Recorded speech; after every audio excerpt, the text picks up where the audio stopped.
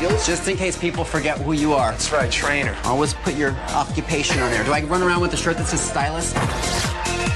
It's been 20 years since he helped change TV on the show Queer Eye for the Straight Guy. Did you know then that you were potentially at the forefront of a cultural shift? No. I just wanted to get rid of mullets and pleated khakis. He's seemingly everywhere, but he's got local ties to the Philadelphia area. You're from Allentown. I am. Elementary school, I was like a little fashion plate, and I got the Calvin Klein jeans like in 1979, and the other kids were like, who are you? And I was like, I'm pretty fierce. He embraced being fierce, and that led to this unbelievable confidence. Always be authentic, because even the thing that I thought was my Achilles heel wound up being the thing that was like celebrated. Media personality, fashion icon Carson Kressley on The Pulse. It was, it's meant to be. Guys, welcome back to another episode of The Pulse. I don't need to explain anymore what we do. Cool people doing cool things in our cool studio. And today, how do we even define you? I don't know. What do you got? Personality. TV personality, sure, yes. Fashion expert. Yeah, style superstar. Right. Okay.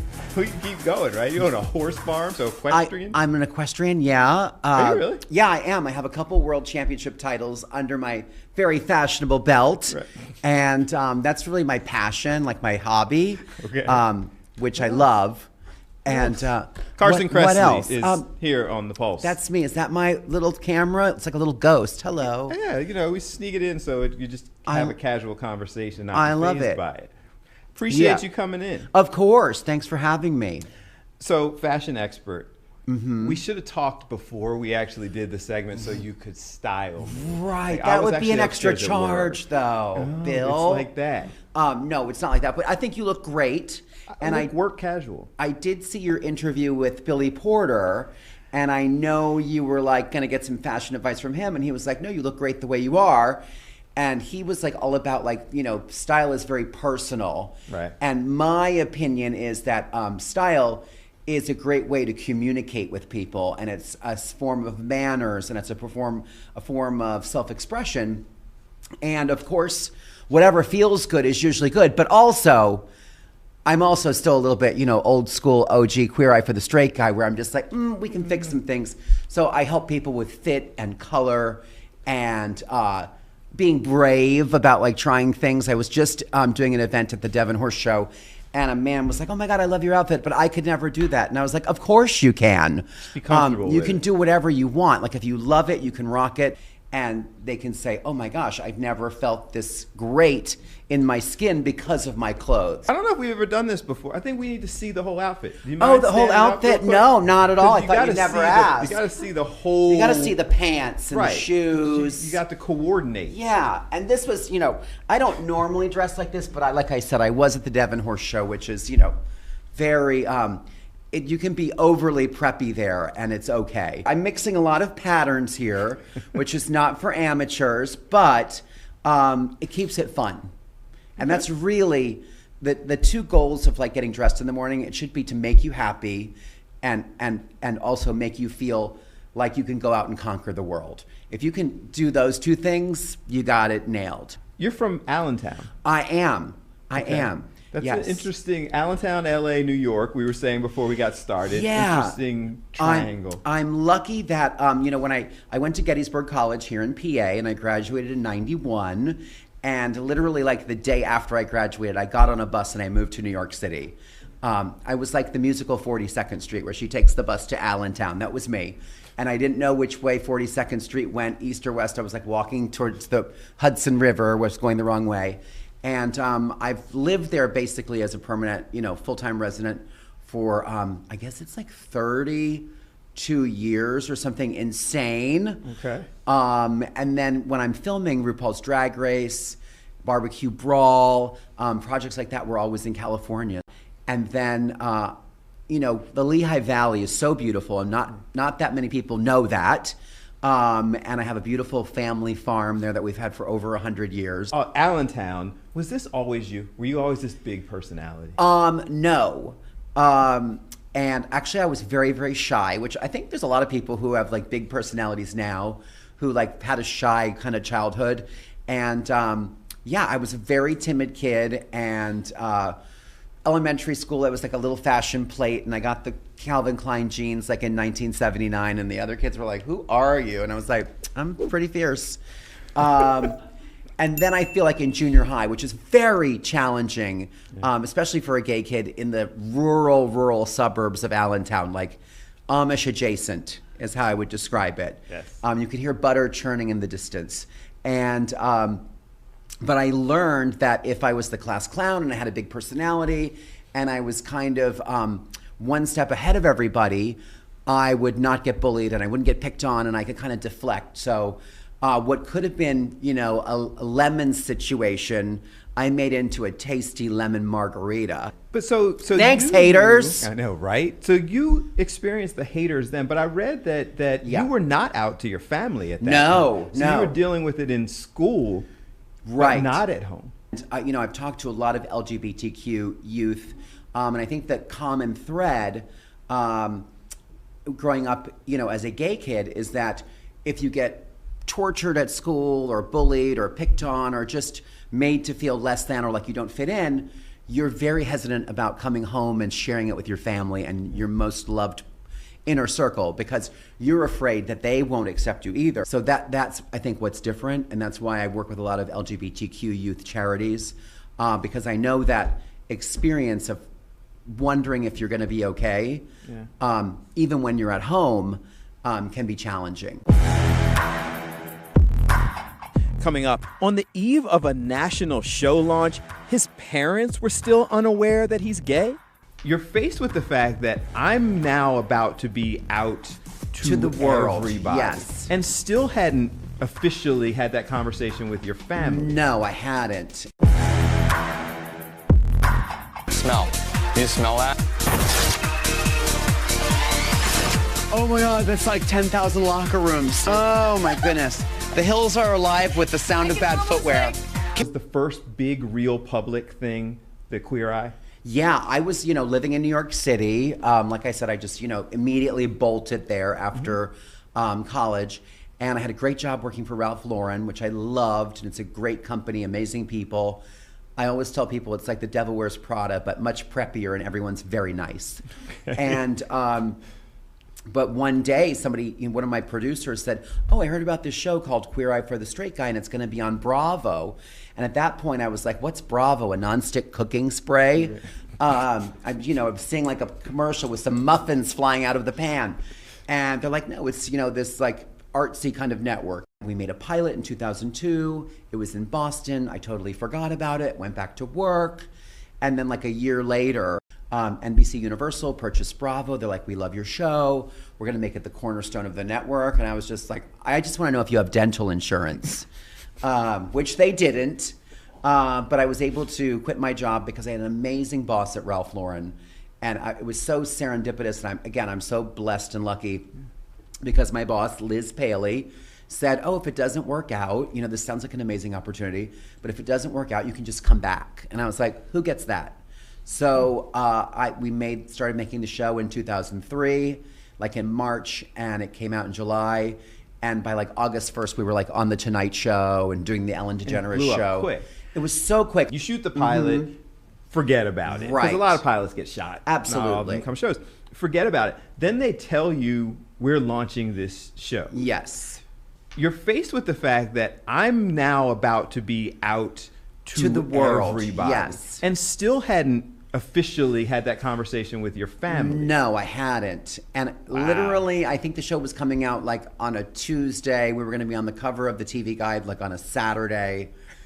And I was just like, I better get back to Allentown and have the conversation, which I did, and everything was fine. And, coming out for people, everybody does it at their own time and needs to feel supported. And my family was amazing and very conservative. And so I wasn't sure, but they wound up being amazing, and they, have been so proud of me. I mean, at that point, you're at Ralph Lauren. Right. You're the fashion icon. You're Yes. living in New York City. Why don't you think you were comfortable having dealt with that before it was, let's announce it to the world? I think when you grow up gay in a rural setting, you oftentimes gravitate to big cities where you can kind of create your own life and you find your own tribe. I have my core New York City group, and they were giving me all the love and support that I needed. So I think it was easier and more comfortable to just procrastinate. The show was out 20 years ago. It's our 20th anniversary year. And I'll meet people who are like, 30 on an airplane. They'll say, oh my gosh, I watched your show with my mom. I didn't know if she was going to accept me. And it made my coming out so much easier. My dad was super conservative. I watched with him. He thought you were really funny. You were the first gay person he ever knew. And it made my journey easier. So those are the best moments from the show. And then personally, it forced me to come out and be very, very authentic. And so that was a blessing as well. It feels like that should have been empowering, mostly because you weren't playing a part. Like you were on TV being you. Yes. And out there so open in the public and got that kind of cultural changing response. Yeah, I mean, it was amazing for me. And and sometimes I give college graduation speeches where I was like, always be authentic, because even the thing that I thought was my Achilles heel wound up being the thing that was celebrated. So you never know. So it's always best to be who you're meant to be. Did you know then that you were potentially at the forefront of a cultural shift, or kind of making things easier for a community? No. I just wanted to get rid of mullets and pleated khakis. Seeing us just doing our thing on TV, 5 gay men who were successful and confident and compassionate and had a lot of empathy, it resonated with people, and they said, oh my gosh, I didn't know a gay person before, but I see you guys and you do great work and you're so kind and you're empathetic, and of course you should have equal rights, and of course you should be able to adopt or get married or all those things. So visibility on TV is so important, or in any media, or just in your own life. When that's the power of being out, is that people see you and know you and say, well, you're a great person. Of course you should have all the same rights that everybody else should have. It's hard to hate somebody you already like. When you're sitting there and then in your case on TV people knew, but in other cases you meet this person, you like this person, you see this person, and then you find out that's the person who's having to fight behind the scenes just to live. I still believe in the power of people knowing each other and connecting on the human level and stripping away all of the I'm this, I'm that, and you just have one-on-one time. You're just like, okay, we're more similar than we are different. Next on The Pulse, does being highly visible in the LGBTQ community force him into tough issues? Does the shy kid from Allentown embrace or shy away from the fact that you are now being asked about this? I'm not an activist, but you do have to stand up for what's right. It's very easy to get caught up on focusing what's wrong with the world, but I still believe that stories like mine show there are endless possibilities out there. It seems like it's harsh right now. Yes. Is that a backward step? Is it just more visible? Is it more of a let's talk about it on TV? I think it's a combination of both, and I think it's it's sad and it's upsetting and it's extremely unfortunate that we're going through this again. I think a little bit of it is just it's more exposed with social media, and people are very vocal, and it's very easy to be vocal when it's anonymous on social media. Yeah. Certain political leaders seem to be fueled by that kind of hate and unacceptance. So there's that. We've taken so many steps backward with places that are banning books. That sounds like something from the McCarthy era, or the Scarlet Letter, like Nathaniel Hawthorne, in 1790. So those are really maddening, and it's hard to figure that out. And I think the overall thing that it's a distraction from the real problems that we have in our country. And for many people it's working. It is distracting people from real issues. Well, and it's interesting because we're banning books that empower the African American community. Right. You're banning books that empower the LGBTQ plus community.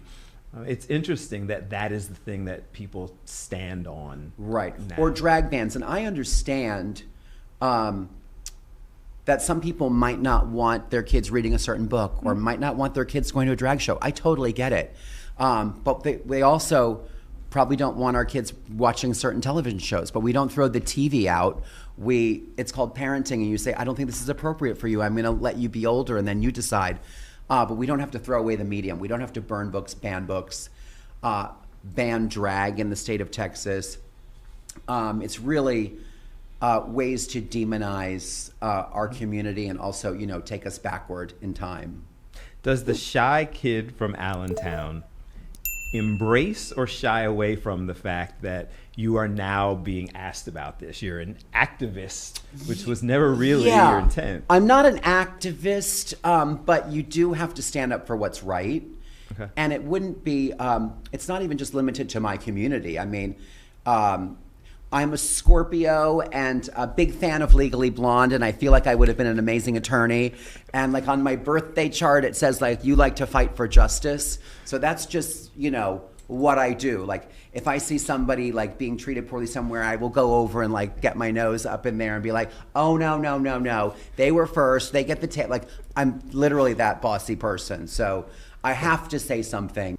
So what's next? I feel like you're doing a little bit of everything anyway. I don't know, Pennsylvania senatorial race.